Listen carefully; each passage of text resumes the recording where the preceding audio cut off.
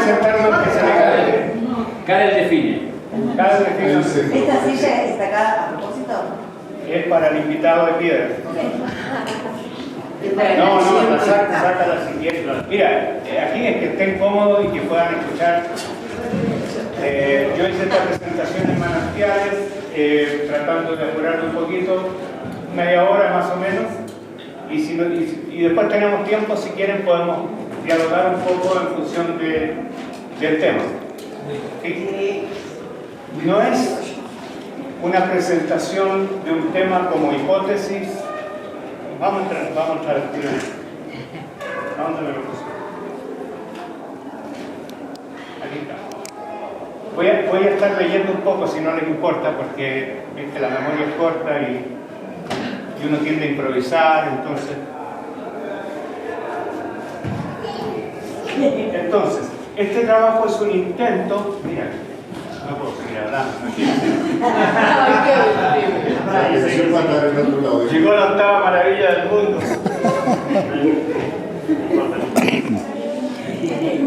Es un intento de aclarar y ordenar preguntas que he tenido sobre el arte y el significado que tiene para mí. ¿Se escucha al fondo? Sí. ¿Todo bien? Este escrito es también un relato resumido sobre experiencias con el tema del arte en las últimas 2 décadas y no pretende ser en ningún caso una hipótesis o una propuesta sobre arte. O sea, descartemos eso. Es simplemente un relato de experiencia. Nada más. Acá incluyo algunas reflexiones sobre esas experiencias que se complementan con algunas lecturas y conversaciones con otras personas. Destaco algunas conversaciones con Silo que fueron centrales en el inicio y desarrollo de este proceso. Entonces, tengo como antecedente lo que he llamado la paradoja. Y es así. Terminando una conversa en un café a comienzos de los 90 con Silo, él me dice: el arte es completamente inútil. A mí me dio 30 segundos para pensar lo que me estaba diciendo. Yo no sabía si me estaba diciendo, ¿sabes qué? Dedícate a otra cosa, dedícate a hacer estructura. Pero pasaron 30 segundos y él termina la frase diciendo: pero no ha habido ninguna sociedad o civilización capaz de sobrevivir con él un minuto. Entonces, sin el arte. Entonces él me completa ahora la paradoja, que el arte es inútil y a la vez indispensable. Hasta el día de hoy he estado descifrando esta paradoja que el maestro me dejó hace tanto tiempo. Este escrito da cuenta de un tránsito personal que tiene esta paradoja como eje. Tránsito que va desde vivir el arte como profesión al arte como búsqueda espiritual. O sea, eso es el tema que voy a tratar de desarrollar de la forma más coherente posible. Como otro antecedente, yo tengo que decir que hay un tema como de mi formación personal que no voy a tratar de cubrirlo todo acá, pero en síntesis, yo vengo dentro de una oleada de arte que ya no es que yo haya sido hijo de un fogonero que tuvo que venirse a la ciudad a estudiar arte, no. El arte estaba por todos lados. Estaba mi abuela que era pintora, estaba mi tía que era dramaturga, mi otra tía que era concertista en piano, mi otra abuela, todas de alguna manera tenían algo que ver con esto. Entonces ese fue en gran parte mi paisaje de formación, no tuve mucho que decir al respecto. A los 20 años me sumé al movimiento y a los grupos que se organizaban alrededor de la doctrina de Silo. 2 años después me fui de Chile para levantar el movimiento humanista en Brasil. Ahí tuve que elegir una profesión entre la música. Yo estaba estudiando música, composición en el conservatorio, todo muy bien, pero cuando llegó el momento de irse a un país desconocido con un boleto de ida y sin un peso en el bolsillo, tuve que elegir un oficio que ya fue una cosa súper práctica, y esto tiene que ver con la paradoja de Silo, porque para mí el arte era totalmente útil. Es decir, yo dibujaba y me pagaban por eso, entonces yo dije, bueno, con esto me voy de dispersión y está todo bien. Y la música quedó de un lado porque, bueno, era inútil. en ese momento. Entonces, de Brasil pasé a Estados Unidos, trabajando con empresas de publicidad, diseño. Todo esto es relevante a la paradoja, ¿no es cierto? Porque mi arte dictaba mucho de ser inútil. Me autodefiní como ilustrador y también por razones prácticas me dediqué durante varias décadas al arte por encargo. Y cuando quería hacer algo yo diferente, no podía salir de ese círculo del encargo y me hacía encargos a mí mismo, ¿sí? Entonces así fue como empecé a ilustrar cosas relacionadas con lo nuestro, ¿no es cierto? Que ustedes algunos conocen, un arbolito por ahí, unos principios por acá, pero eso eran cosas por encargo, o sea, tiene una cosa muy, ¿cómo decir? Como al contrario de la poesía, muy prosaico, ¿no? El árbol fue un dibujo que hice motivado para lograr armar una campaña financiera en Estados Unidos. O sea, no tiene nada que ver con lo poético, que gente que el negro me dijo, hace esto. Ah, bueno, está la leyenda. Saque el mito. Algunos por ahí creen que el negro me lo sopló al oído, nada que ver, ya, era para una campaña financiera, así que... El ámbito. Bueno, pero siempre estaba, lo que pasa aquí es que, claro, me puse a hacer las portadas de los libros del negro, siempre la cosa era como por encargo, ¿no? Y el ilustrador es alguien que es como una especie como de sombra, o alguien que va a apoyar, digamos, un texto, ¿no? Nunca era el arte a mí siempre me quedaba como incómodo, como palabra, como extraño, como lejano. Yo veía gente que se dedicaba completamente al arte y nunca entendí mucho este punto del arte, y entonces la paradoja de decirlo, que así la llamo yo, me pone un poco como a tratar de dilucidar de qué se trata esto y en relación con mi vida. Entonces, la paradoja ha sido sobre el inútil arte, me descolocó por un lado y por otro lado sentí que me abría un nuevo horizonte. Claramente mi actividad en el mundo, que otros percibían como artística, para mí no lo era, para mí era un tema simplemente de oficio.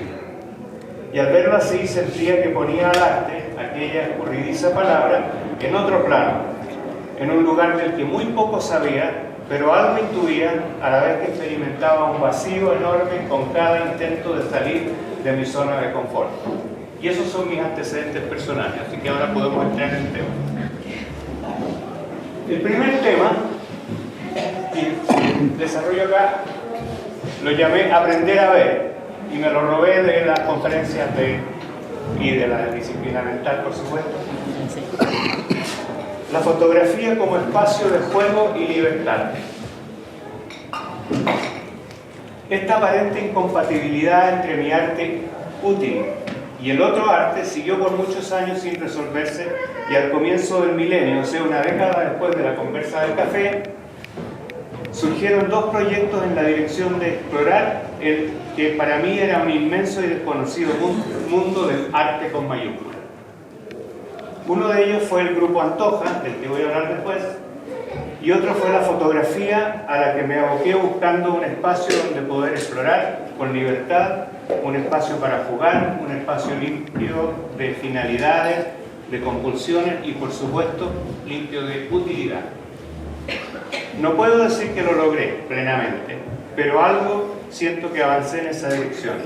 Las primeras experiencias significativas con la fotografía aparecieron durante un periodo aproximadamente de un año en que yo, no sé por qué, era por un tema que yo estaba trabajando en ese tiempo en una especie de oficina y tenía un horario fijo. Entonces los momentos que yo tenía para explorar con mi nuevo juguete de la cámara digital era o tarde en la noche, cosa que la cámara me decía, eso no lo hago, o muy temprano en la mañana, que también de alguna manera condicionaba lo que yo iba fotografiando, porque a esa hora no había nadie. De 6 de la mañana, dije, sobre todo esto empieza en invierno, hay mucha neblina, entonces voy recorriendo diferentes lugares, sobre todo muy temprano de mañana, vuelvo a la casa después del trabajo y pongo todo esto en el computador y empiezo a ver cosas que no había visto en la calle. Entonces digo, a ver, ¿y ese niño jugando con una pelota por ahí, de dónde salió? Yo no lo vi. yo estaba fotografiando un árbol con un letrero y entonces me doy cuenta poco a poco de que yo no sé ver, de que la verdad es que yo voy buscando en ese momento, y lo veo en retrospectiva, antes no te lo podría haber dicho así con toda sinceridad, andaba buscando hacer la foto espectacular. Yo quería ser un muy buen fotógrafo y quería hacer fotos lindas y andaba buscando algo específico y eso no funcionaba por ningún lado. Entonces, sigo con el texto. Básicamente lo que fui descubriendo, gracias a andar con el pretexto de andar con una cámara en la mano, fue descubrir mi propia mirada. Comprobé que iba montado sobre una actitud de encontrar lo extraordinario y fotografiarlo, iba sobre un esquema a priori sobre lo que quería encontrar, y en realidad esa búsqueda ya estaba totalmente destinada al fracaso. Nunca encontraba mi objetivo y mi experiencia siempre estaba teñida de ansiedad, de fracaso, de que no lo lograba, de que era lo que quería. Después de un tiempo fui descubriendo, eso sí, que lo extraordinario está en todas partes y que se gesta en la propia mirada. Gracias a una cierta disponibilidad, una cierta capacidad de asombrarme con todo lo que veo. Entonces ya no solo era testigo, pasivo, sino que uno participaba de la creación de lo extraordinario, encontrándolo en medio de lo más ordinario que yo veía. ¿Se entiende? Siguiendo algunas conversaciones que hubieron recién acá abajo, hago un paralelo con eso de aprende a reconocer los signos de lo sagrado en ti y fuera de ti.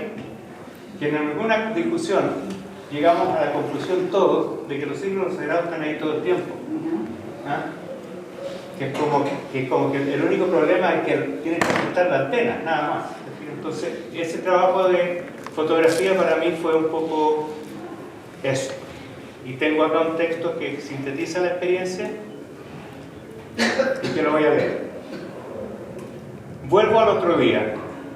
No encuentro la respuesta, solo está ahí la pregunta cada vez más grande. No puedo encontrar el camino sin antes saber que estoy perdido. No puedo estar perdido si no tengo un lugar a donde llegar.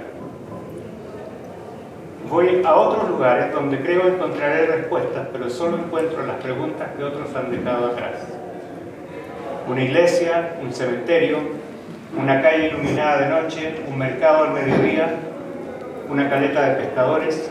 En cada viaje atrapo pequeños fragmentos que luego voy desilvanando en mi microscopio.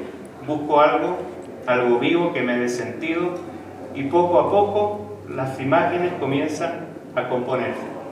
El mensaje aparece tenuemente tras el cristal desgastado de la botella, del mensaje en la botella, ¿sí? Es mi propia búsqueda que comienza a aparecer tenue aún sin develarse, pero confirmando su existencia. Es una suave luz que cubre todo y le da nueva vida. Vuelvo una vez más a los mismos lugares y noto que ahora han cambiado, son más luminosos, hay un brillo y una profundidad en los colores, los contornos, como si de pronto dejaran de ser imágenes planas en mi retina. Ahora ya no estoy enfrente, sino inmerso. Una suave alegría comienza a descontar en mi pecho y crece hasta desbordarse hacia afuera. Caigo en cuenta de haber estado día a día en búsqueda de lo extraordinario, sin encontrar más que una forma vacía, y de pronto encuentro en medio de la situación más cotidiana que lo extraordinario está en mi posibilidad de aprender a ver. Y esa es mi síntesis del trabajo con fotografía. Esos paseos madrugadores fueron la base de un trabajo que luego constituyeron mi primera exposición individual. ¿No es cierto que estas imágenes dan cuenta un poco de eso? La llamé Lugares que nunca visité, también robándome una frase de ustedes saben quién. Le estoy cobrando la paradoja. Y bueno, este material está digamos, online y lo pueden leer, y tiene las citas que explican el lugar que nunca visité, se mete en el capítulo ¿me entiendes? Pero no lo voy a cubrir todo acá. En esa soledad y el silencio fui encontrando momentos de una gran profundidad de inspiración, un sentir diferente, la presencia de un pensamiento, una intención de otro tiempo, una sensación de liviandad o una alegría poco común. estaba rozando algo sagrado. Al principio consideré esto como un regalo, pero luego comencé a entender también estas breves pero significativas vivencias como verdaderos umbrales que conectaban con otra realidad. En esos lugares aparentemente vacíos de gente, sentía fuertemente la historia, las intenciones humanas que allí se habían desplegado. Como si todos esos seres estuvieran presentes y esas presencias me transportaban a lugares sin tiempo, a grandes espacios que se insinuaban y me invitaban. En una ocasión estoy hablando de estos paseos matinales donde no hay nadie, ¿sí? En una ocasión me fui muy temprano a fotografiar petroglifos a un lugar llamado Valle del Encanto.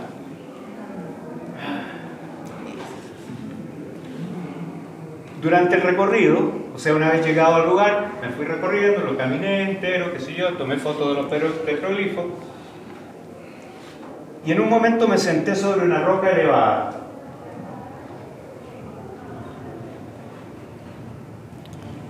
Y al hacerlo sentí que la sola idea de moverme de allí resultaba totalmente absurda. Había llegado, sin saberlo, a un lugar sagrado. Estaba en el centro del mundo. Después me enteré que hay una cultura antigua, Oya, que usar. Esta experiencia se fue repitiendo de diferentes modos y en diferentes lugares en que sentía que estaba en la presencia de algo diferente y desconocido, y que ese silencio operaba como un vacío donde esas presencias podrían manifestarse. En su libro, Lo Sagrado y lo Profano, Mircea plantea la posibilidad. Mircea me explicaba un poco lo que estaba pasando, yo no sentía nada. Él plantea la posibilidad que el tiempo y el espacio profanos, comunes, cotidianos, ¿cierto?, puedan transformarse en sagrado para producir una nueva conexión con lo divino. Y por otra parte, él describe cómo tendemos a construir nuestros propios lugares sagrados a partir de nuestras experiencias más significativas. Todo esto pude ir experimentando con el pretexto de la fotografía. Todo lo de Mircea también está en una cita que se puede leer en el. Mis recorridos tempraneros, de algún modo, no lo sabía entonces, han marcado una pauta para la construcción de tiempo y espacios sagrados donde vuelvo a encontrarme con aquellos umbrales a los que presiento como una realidad mayor y trascendental. Y hasta ahí con el tema del aprender a ver, la primera parte. La segunda parte es ver lo extraordinario en lo ordinario. En los años que siguieron, con la cooperación de un amigo de infancia, Fernando Arangui, que es escritor muy inspirado, nosotros desarrollamos un proyecto que lo llamamos, sí, nombre extraordinario, la foto de cada día, o la foto de hoy, publicando una foto que tomaba yo todos los días durante un periodo de 5 años, acompañada de una pequeña reflexión de Fernando. Y esto lo fuimos. Hay gente que decía, quiero suscribirme, entonces inventamos una suscripción y mandábamos todos los días. Esto fue evolucionando para mí en un nuevo tipo de experiencia en que al inicio buscaba capturar cosas extraordinarias y poco a poco fui descubriendo lo extraordinario en lo ordinario. Y ese fue el ejercicio. Durante 5 años, cosas que normalmente yo no veía o no me llamaban la atención, mirando nuevamente se aparecían de otro modo. Y este juego, por ejemplo, de cómo las cosas van cambiando en el momento justo, en un momento tú estás mirando para allá y en dos segundos todo cambió. Hay un montón de juegos en que todo lo más ordinario, lo más vulgar, digamos, de que uno nunca ve, se puede transformar en algo extraordinario. La fotografía es un magnífico pretexto para hacer esto. Entonces, aparte de la experiencia con la mirada, esta cooperación con Fernando me fue dejando un registro personal de una nueva forma de trabajo, ya no desde mí como individuo separado, sino como una dupla, como un intercambio y una sintonía cotidiana sobre lo que nosotros íbamos haciendo juntos. Esto que se dio con mucha naturalidad pasó a ser una experiencia que luego me marcó significativamente en los años siguientes.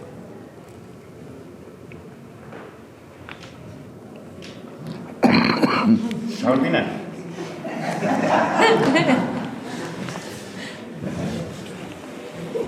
Claro, esto yo pasaba por delante de este que es como una plancha de fierro que estaba oxidada, que era como una puerta de algún lado, y le habían tirado pintura encima y todo, y de repente... No sé. Ya. Fin del tema. Otro tema. Estos son como canales que van un poco paralelos, ¿eh? No es uno primero, otro después. Esto lo llamé del yo al nosotros. El fuego y el abismo de los tiempos. Esto es un tema real, conocido por todos ustedes, pero lo voy a decir igual.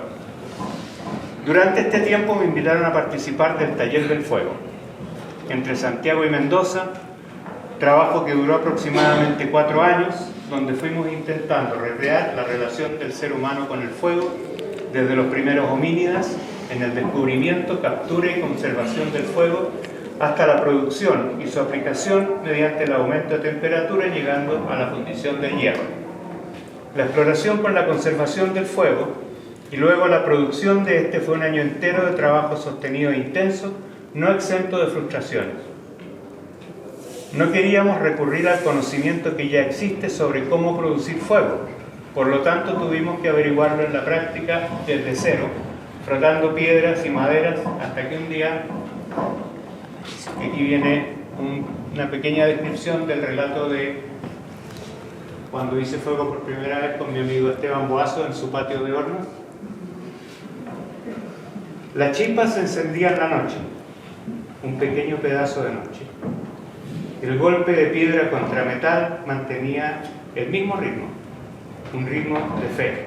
Uno más, uno más, uno más. Y las chispas saltaban en todas las direcciones y morían un instante antes del nuevo golpe. Hasta que una de ellas, diminuta, se posó sobre la yesca y se quedó ahí, un sol diminuto, un pequeño meteorito que acabando de impactar en un mundo lejano, se detenía un instante y luego comenzaba a tomar posesión de su nueva vida, encendiendo de brasas los prados secos hasta que todo el campo estalló en una gran llama azul amarilla. En ese momento supe que la noche de los tiempos, el gran desamparo había por fin terminado, un pequeño Dios había llegado a vivir entre nosotros. Perdonen que me emocione cada vez que yo leo esto.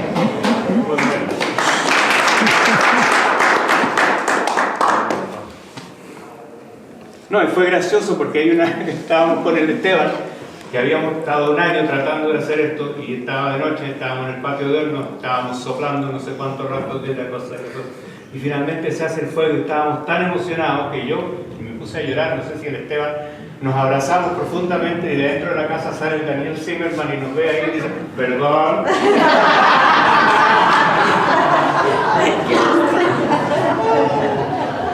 Esta experiencia de lograr hacer fuego fue la culminación de una exploración que realmente comenzamos a conectar de un modo casi íntimo con una experiencia y un ser humano de miles de años, que yo siento que es lo esencial para mí de lo que fue el Taller del Fuego. Que se mostraba ese ser humano de miles de años, se mostraba ante nosotros desde el abismo de los tiempos. Estábamos en un mirador de proceso de la humanidad. Aquí viene una imagen de nuestro primer horno, a 900 grados.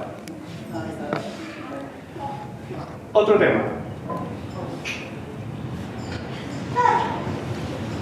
El arte como experiencia colectiva. Siempre en esa exploración del arte, ¿estamos bien, no? Sí. Nadie está aburrido como bueno. No. El arte como experiencia colectiva. Siempre en esta exploración del arte inútil, junto a algunos amigos de Chile, Argentina y Estados Unidos, formamos el grupo Antoja, que buscaba traducir en forma de arte nuestras experiencias internas, nuestro camino evolutivo. Estuvimos en eso aproximadamente unos 5 años, en una exploración interesante, intensa, diversa, en que surgieron a mi ver 2 elementos nuevos para nosotros: el arte como proceso colectivo y el arte como proceso transferencial. Y como esto es un escrito para todo el mundo, lo transferencial queda explicado en una nota al final del texto. En cuanto a la forma de trabajo, nos pusimos el aforismo de transitar del yo al nosotros, haciendo obras colectivas que se iban generando de diferentes maneras. Éramos algo más de una docena de hombres y mujeres, pintores, escultores, músicos, fotógrafos, dibujantes, poetas, escultores. Nos reuníamos al menos 2 veces al año para producir en conjunto, reflexionar, estudiar, jugar y divagar. En esas experiencias fue de mucha importancia para nosotros ir haciendo el traspaso de la experiencia de arte como algo individual a algo intersubjetivo, en que el conjunto pasaba a ser el individuo y nosotros los componentes de ese individuo. ¿Entiendes? Es otra bien distinta. Entonces, para mí fue un trabajo muy difícil porque contradecía directamente mi paisaje de formación en este medio artístico en que todos eran como grandes personajes en que el arte es una expresión individual que parte de mi historia personal. En teoría, el paso del yo al nosotros resulta hermoso e inspirador, pero en la práctica fue mucho más difícil y pude comprobar lo fuerte que es la posesión de las propias ideas y la fuerte resistencia a perder esa parte de mi identidad. Pero al trabajar en conjunto, poco a poco se iba abriendo otro panorama, donde la producción tiene valor en sí y no porque sea mía. Al ir trabajando en conjunto, siento que íbamos soltando también parte de nuestros yoes e íbamos descubriendo otra cosa que sintetizo como un paso a la trascendencia. Esto trajo para mí muchas consecuencias, gran inestabilidad y una reubicación respecto a mi relación con el arte y mi relación con otros. Una producción conjunta que fue muy significativa al final de este proceso fue la llamada Quien mira al que mira, que nace de aquí de Mendoza y se fue desarrollando y se fue trasladando a una exposición final que hicimos en Santiago, en que la persona que llega se ve a sí mismo reflejado en un espejo y a la vez se ve en una máscara que hemos producido. Es una cosa rara que hicimos, pero en la que participamos todos desde distintos aspectos. Fue muy interesante ese registro.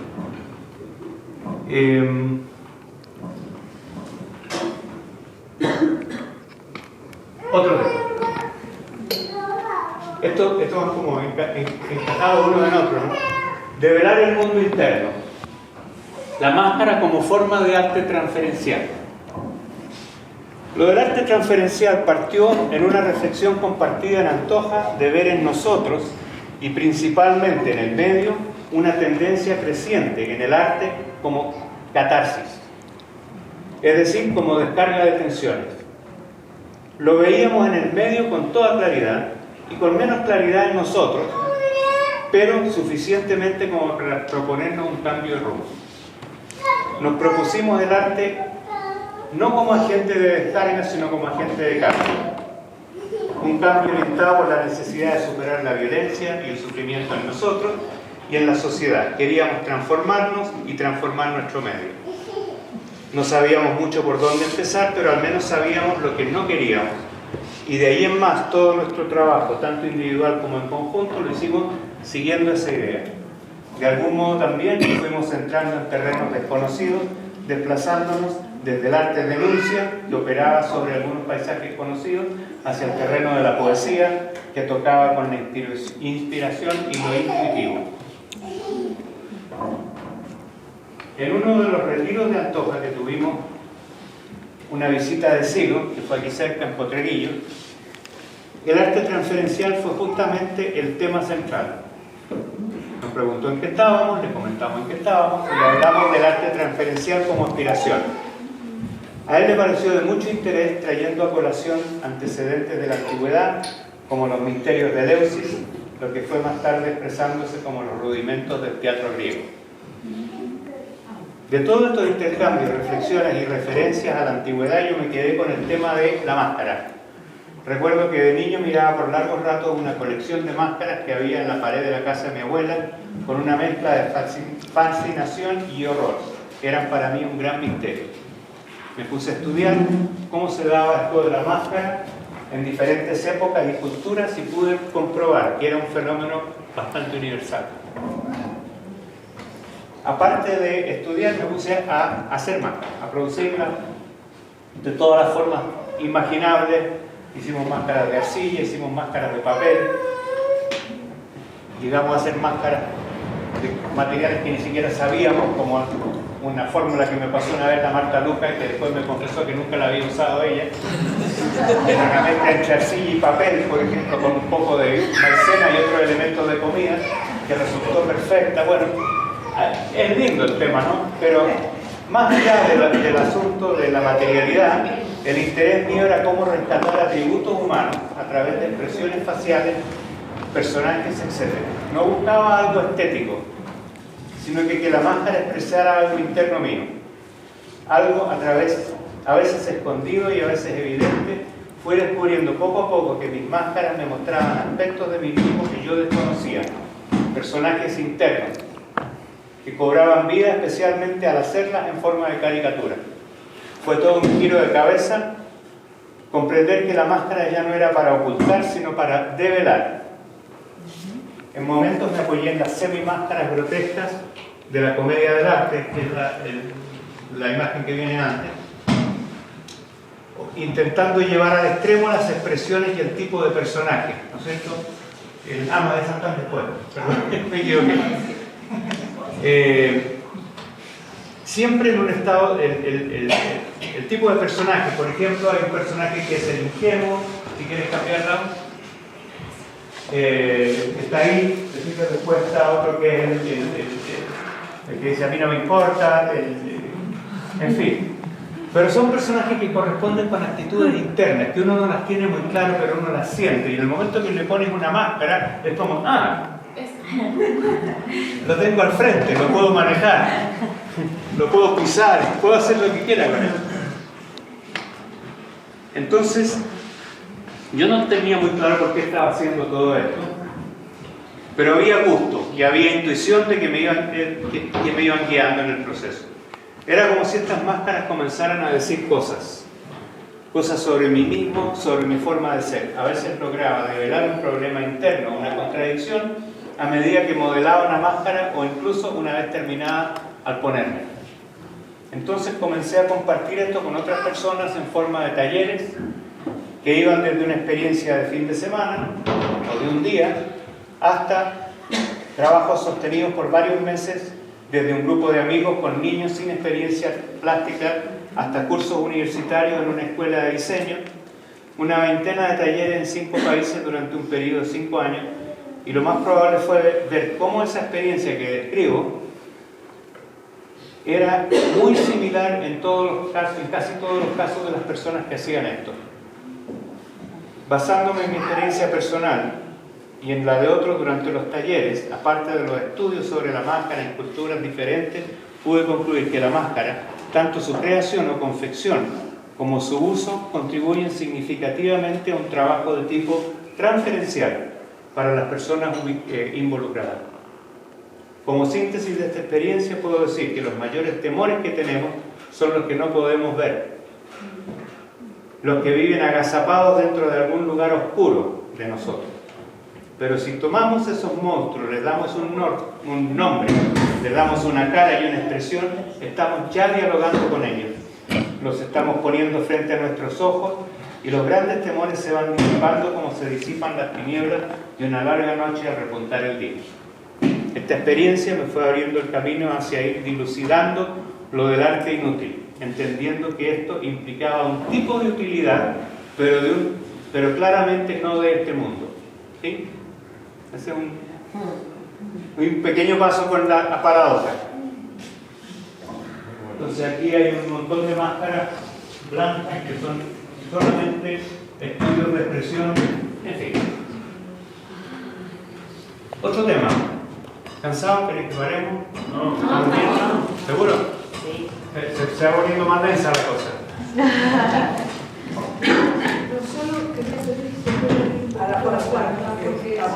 Sí, aquí tenemos todo abierto, por acaso. Entonces, puede...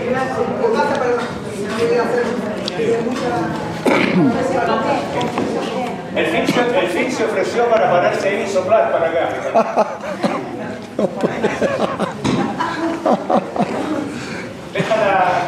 Yo creo que hay que dejarla abierta, ¿no? La puerta para que... Ah, ya. Ok. Otro tema. ya va cambiando un poco la cosa. La mandorla y la esfera. Subtítulo: dos espacios, dos paisajes, dos modos de vivir. Otra palabra, tiene otra palabra. En otro, Café con Silo, a fines del 2005, en Mendoza, hablamos de la experiencia del vacío.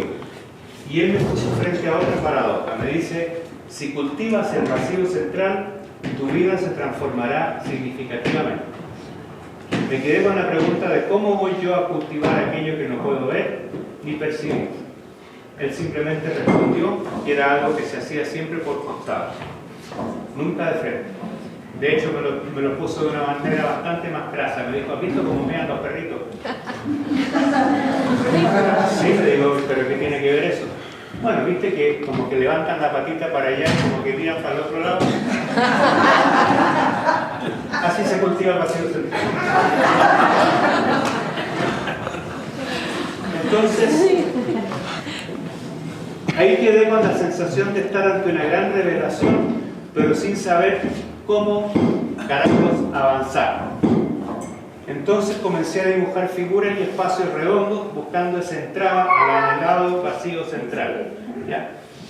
Yantras, mandalas, como quieras llamarlo, todo tipo de figuras, buscando el centro, buscando cómo voy generando una imagen de centro que me centre, valga la redundancia, ¿sí? En algún momento caí en cuenta de que mi propio paisaje tiene una forma determinada, una morfología determinada, es alargado y vertical. Y donde toda la energía está regida por esos dos polos y se fuga hacia él, buscando lo alto y huyendo de lo que está abajo. Me di cuenta de que este paisaje está instalado desde mucho antes de venir a este mundo, antes de mi existencia. Ya está instalado, yo soy un simple heredero de este paisaje. Y me he transformado en un partícipe más de esta condición. Entonces, Iván, a mí no me molesta para nada. Déjalo, él es una bendición, puede gritar todo lo que quiera.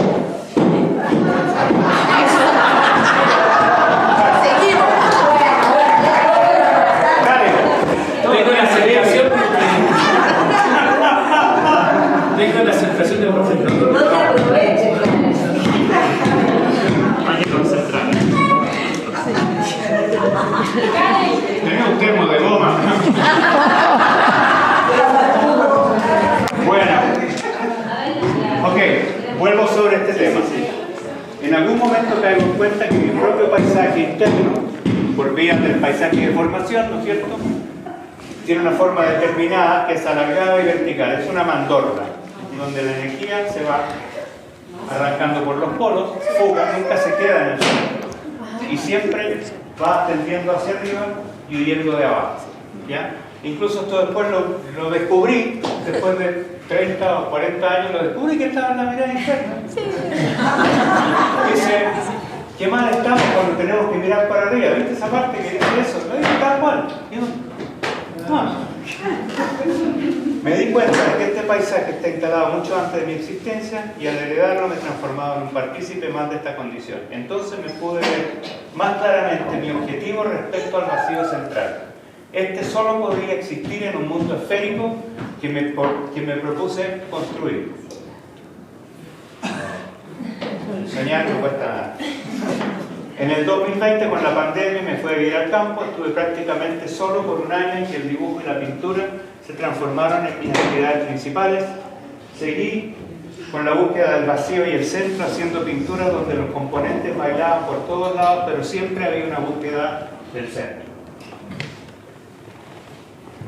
Debo haber hecho... Bueno. En otras pinturas y dibujos me sometí a reglas geométricas, como en este caso, de modo de producir una suerte de recorrido, una regla, un camino hacia el centro, un ritmo que me permitiera construir un trayecto en mi imaginación y que terminara en el centro. Es como, yo estaba redescubriendo el café con leche, porque hay miles de personas que lo han hecho antes. Tú ves que los lamas tibetanos y todos estos que andan siempre haciendo estas figuras. Bueno, como con el taller del fuego, que el negro nos dijo, no, nada de Boy Scout, página de Boy Scout en internet, ustedes lo averiguan como desde cero, ¿no? Entonces, para mí el hecho de descubrir tenía significación. Entonces, estas producciones, si bien este juego de formas me sirvió para comprender aspectos sobre mi vida, mis motivaciones, etc., estas producciones y operaciones no me llevaron al lugar deseado, ni al vacío central, ni nada de eso. Pero, y tampoco pude construir con ellas un vacío central. Y sin embargo, curiosamente, la palabra cultivar se me volvió a aparecer. Al repetir muchas veces estas operaciones, yo había como un registro de algo que se estaba cultivando, ¿se entiende? Que es por el acto, no por los objetos. Se iba cultivando en la imaginación y en la memoria, y de algún modo comenzaba a actuar en la vida cotidiana. Cultivar y construir no son la misma cosa. Y a punta de porrazo vuelvo a darme cuenta de que es importante tomar las palabras de Silo textualmente. Durante la pandemia también dediqué muchas horas al jardín, y ahí me fui dando cuenta de otras cosas que con mis dibujos solamente no lograba dilucidar. Ahí se me hace omnipresente la existencia de una suerte de intención primaria universal, donde la vida es un proceso en desarrollo y que todo lo que nosotros podamos hacer estará siempre inscrito en esa intención mayor. Cuando proyectamos algo en el tiempo o en el espacio, es esa intención, eso impalpable que se hace presente por el solo efecto de su empuje. No la ves, pero ahí está, empujando, actuando. Entonces puedo decir que después de esos cientos de dibujos redondos, algo se ha ido cultivando en mi interior, como si un nuevo mundo comenzara poco a poco, suavemente a tomar el lugar del anterior, sin siquiera intentar desplazarlo. Al ir conformándose internamente la esfera, la mandorla comienza a perder su poder sugestivo, y ahora es solo cosa de tiempo y un trabajo sostenido, hecho con gusto y con una mirada amplia, tranquila y abierta. Este tema da para mucho, porque tiene muchos detalles, tiene muchas pequeñas cosas que él descubre y que después no son, y otras que sí, pero es un lindo tema para, no sé, darse el tiempo de repente con otros amigos que les interese esta cosa de conversarlo bien. Otro tema, estamos llegando al final. Buscando los límites, lo infinitamente grande y lo infinitamente pequeño. Al llevar mi intención hacia el centro de mi cabeza, siempre llego a un punto donde no puedo seguir avanzando. ¿Viste eso que trata de llevar la energía al punto en el centro de la cabeza? Yo hago eso mentalmente y llego ahí y digo, bueno, ¿y ahora qué? Llegué. Aquí es donde cobra sentido lo infinitamente pequeño, que es una frase que se la robo al señor Cleary ¿cómo se llama? Del secreto de la flor de oro. Llego a un punto donde en el centro de la cabeza, donde yo comienzo a hacerme cada vez más pequeño en tamaño, y así puedo seguir hacia el centro indefinidamente. Es una exploración que rompe el encadenamiento del espacio a las dimensiones de mi cuerpo. Porque si yo con este cuerpo en el espacio voy a lo más infinitamente pequeño, desde mi propio sistema de percepción llego a un punto en que ya no percibo nada más. Se hizo muy chico y desapareció. Pero si yo me hago más chico, ¿entiendes? Es un truco. Pero si yo siento que me voy haciendo cada vez más chico y me voy achicando con... Es lo que yo hice, no sé. Es una exploración que rompe el encadenamiento del espacio y las dimensiones del cuerpo. ¿Viste? No imagines que estás encadenado. Es decir, que para poder ir al centro del centro tengo que ir a lo infinitamente pequeño y también hacerme yo mismo infinitamente pequeño.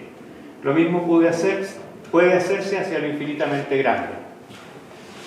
En esta búsqueda del vacío y el centro me apoyo en dibujos del tipo yantra, donde voy armando una especie de cartografía o geometría dentro de un círculo, que es un poco lo que había mostrado antes, ¿no es cierto? En que un ritmo de relación entre formas se va achicando cada vez más, ¿no es cierto? Y tú puedes imaginar proyectarlo hacia infinito, y también lo puedes hacer hacia afuera, y puedes proyectarlo infinitamente hacia algo cada vez más grande. Esto se puede hacer con un lápiz y con un compás, es re fácil, no es complicado. Pero esta lógica geométrica en un momento se me aparece como lineal y contradice una fuerte intuición de que tanto el espacio como el tiempo no son lineales, sino curvos. ¿Qué es lo que yo experimento dentro de mí? Como a nivel intuitivo, la cabeza no. Entonces me veo buscando esos límites y me sorprendo al ver fotografías de los últimos supertelescopios, fotos de nebulosas y de galaxias que se me aparecen como inequívocamente orgánicos y tan similares a las imágenes de microorganismos, de células y de mitocondrias. Estuve un tiempo bañándome en estas imágenes, redibujando galaxias y planetas, jugando con esas inmensidades y también con mundos diminutos, como las células, porque esto está redibujado, la célula no es esto, ¿no? Esto es una ciudad, es una célula como ciudad. Aquí están los carros del metro, que son las mitocondrias, están llenos de gente. En fin, uno va jugando con esta cosa, cómo va relativizando espacio. Entonces, redibujando galaxias y planetas, jugando con esas inmensidades y mundos diminutos, y esta experiencia solo consiguió reforzar mi intuición de que lo que está arriba es como lo que está abajo, como dice la famosa tabla esmeralda del Mestre-Miki. Entonces ahí está unos detalles de los dos dibujos anteriores y vamos llegando ya a los últimos tres. La resonancia. A veces me ocurre que sin proponérmelo estoy escuchando una música y yo me imagino que esto le habrá pasado a muchos de ustedes, quizás a todos, y experimento de repente una súbita y fuerte conmoción emotiva que me sacude por completo. O bien me produce una sensación de licuarme por dentro. Escuchando una música. A esto lo he llamado resonancia porque es parecido a lo que ocurre con un diapasón. ¿Saben lo que es un diapasón, verdad? Un diapasón es como una especie de Y hecha de metal que tú la golpeas y produce una nota, la pones contra una superficie y se amplifica esa nota, se van haciendo resonancia. Una vibración, que desata otra vibración similar, en este caso que parte en el pecho, pero rápidamente se expande a la cabeza o a la espina dorsal. Esto con la música, con alguna música. Ahora, si bien admito que este estremecimiento en sí no es un contacto con otro plano, con lo sagrado, es algo que sí, por lo menos genera en mí, aparte de la conmoción, una fuerte sensación de apertura interna. Como si fuera un nudo que se desata. Y esta apertura es como una ventana que me transporta a otro lugar, y el tipo de lugar está influido también por el tipo de música. Por ejemplo, las fugas de Bach, ¿no es cierto?, en el clavecín bien temperado son como estructuras que juegan consigo mismas en extrañas sucesiones y contorsiones que son como las cintas de Moebius, ¿no? Son como esas cosas que tú te metes en un universo de estructuras inimaginables. ¿Qué sé yo? Con el bolero de Ravel, por ejemplo, no sé si a usted le ha pasado, es como que te estás metiendo en un círculo hipnótico que va creciendo y que va creciendo y termina en una especie como de orgasmo cósmico que tú no sabes para dónde te lleva. Si te sintonizas con distintos tipos de música te van a pasar distintos tipos de cosas. Pero el fenómeno que me interesa acá es el de la resonancia. El bolero de Ravel, por ejemplo, para mí se parece un poco a la experiencia de lo que en la disciplina material se habla como fuego de rueda, ¿no? Una cosa que tú no le puedes poner mucho, no le puedes poner poco, el aumento tiene que ser una pendiente muy, muy delicada. Entonces, es muy lindo ver que hay gente que hace estas cosas y las hace con sonido, y que ese sonido te llega a ti y te produce los mismos registros. Esto mismo lo he notado yo en cuanto a resonar dentro de un lugar, por ejemplo, con nuestras salas, especialmente con una experiencia en la sala del Parque Punta de Bar. Mañana van a ir todos a probar esto. Pero vale la pena. Describo la experiencia. Sentado busco en el silencio una conexión hacia lo profundo. Esto en la sala del Punta de Bar, hace unos años. Pero el silencio es frágil, sacudido por pensamientos de otros lugares. Busco entonces un cerco, que la sala sea la burbuja que contiene mis pensamientos, que la sala sea el lugar sagrado. Pero la sala no responde, es solo un edificio, una estructura de ladrillos y estuco alrededor mío. Me siento descorazonado. Entonces, siguiendo una intuición, me voy al centro de la sala y de pie canto una nota y otra nota y otra nota, y mi voz se pierde en las blancas paredes de la bóveda. Y así voy probando y probando, por mucho rato la voz rebota de diferentes modos. De pronto la bóveda me devuelve una nota extraña, una vibración irritante al oído. Clarísimo, como una cosa así desagradable. Y me acuerdo de las afinaciones de instrumentos y diapasones. Me estoy acercando al tono exacto. Mientras más cerca, más irritante es la vibración que vuelve. Mientras más me acerco al tono, trato de encontrar un eco al aumentar el volumen, pero solo aumenta la cacofonía. Y de pronto doy con la nota justa y la sala comienza a cantar. Mantengo la nota y la sala me responde. Entonces bajo el volumen hasta que mi voz se hace casi inaudible y la sala la magnifica y la sostiene, como una cuerda bien pulsada, como un coro que canta desde todas las direcciones hacia el centro de mi cabeza. Entonces comienzo a cantar otras notas, armonías, una quinta, una cuarta, no sé, armonía de la anterior, y la sala sigue respondiendo del mismo modo, con mayor o menor sintonía, pero siempre responde. Entonces me siento en un banquillo, comienzo mi meditación sintiendo que estoy en el lugar apropiado, que la sala me acoge como un cuenco, como una madre. Estoy en un lugar sagrado, el viento nuevamente azota las puertas de la sala y una gran alegría me llena y estoy en casa. Esa fue una experiencia, la recomiendo, si alguien la quiere probar. Resonando al hacer música busco encontrar también un loop o una secuencia de notas que se repiten y que tiende a volver sobre sí misma como un ensayo, que todavía no lo he logrado como manejar bien, pero una forma de ir.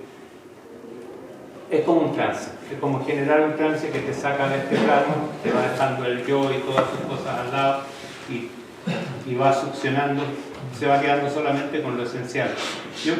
Un tema que siempre me llamó la atención este cuento, no sé si será verdad, yo creo que sí, que el del zorro y las pulgas, lo conocen, ¿no es cierto? En que el zorro está lleno de pulgas, entonces lo que hace es que se saca un montón de pelo, se lo pone en la boca y se va metiendo al riachuelo en el agua muy lentamente, y las pulgas van subiendo porque no quieren el agua. Al final se van todas las pulgas a la cabeza y las pulgas, él va metiendo la cabeza dentro del agua, las pulgas se van a la pelota de pelos y él la suelta, ¿no? Se va. Entonces para mí el trance es eso, es cómo manejar el ruido llevándolo todo a una sola cosa que después tú puedes decir chao. En fin, eso con el tema de la resonancia. Último tema, a modo de epílogo, que es la proyección. Todas estas experiencias tienen un proceso y al juntar estos apuntes e imágenes se ha podido ver también cómo una vivencia se va entrelazando con otras, la mirada se va ampliando, con la sensación de comprender cada vez más y a la vez de no saber nada. Son experiencias que se complementan unas con otras y cuando me parece haber completado un camino, este se vuelve a abrir cada vez más ancho. Es lo que ha ocurrido con varios de estos temas cuando me he puesto a compartir la experiencia con otros, particularmente en el caso de la máscara y de la fotografía, que comencé a organizar talleres de máscaras por 5 años y talleres de aprender a ver con la fotografía hasta el día de hoy.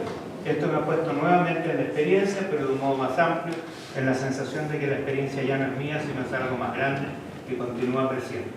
Aquí siento que me voy acercando a una certeza que no logro aún definir, pero que define el propósito de mi vida. ¿Quién soy? ¿A dónde voy? ¿A qué vine? Es un centro que se va haciendo evidente, pero no se puede ver, ni se puede explicar, ni se puede nombrar, como la roca esa del Valle del Encanto. Si pudiera intentar describirlo de algún modo, diré que mientras más proyecto hacia afuera la experiencia, más profunda se hace. Me digo también que es justamente en su inutilidad que el arte se transforma en un camino esencial. ¿De qué sirve todo esto? De nada, sin duda, y no tiene importancia. La paradoja no busca respuestas, sino la ampliación infinita de la pregunta. Y eso es. Todo lo demás son anexos.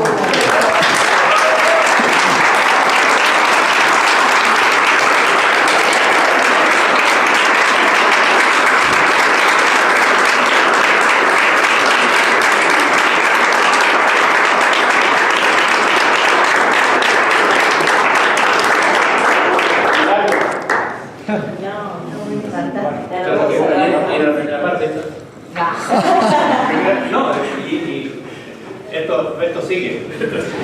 Como le dijo el Esteban, como le dijo el Bruno al Esteban. Muy bueno, ¿no? ¿Ah?